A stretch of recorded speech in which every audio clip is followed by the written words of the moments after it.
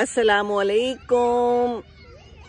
ऐसे रहा करो कि करें लोग आरज़ू, ऐसे चलन चलो कि ज़माना मिसाल दे।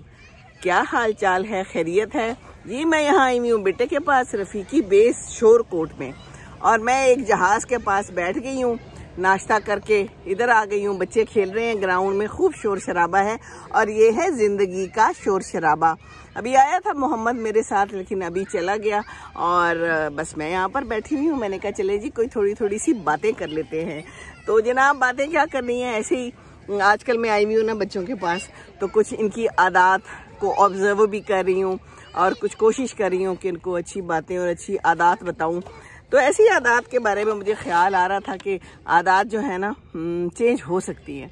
हम कहते हैं ना कि कई दफ़ा ये हमारी आदत हो गई है, आदत बदली भी जा सकती है। हमारी रोज़मर्रा की ज़िंदगी में हमने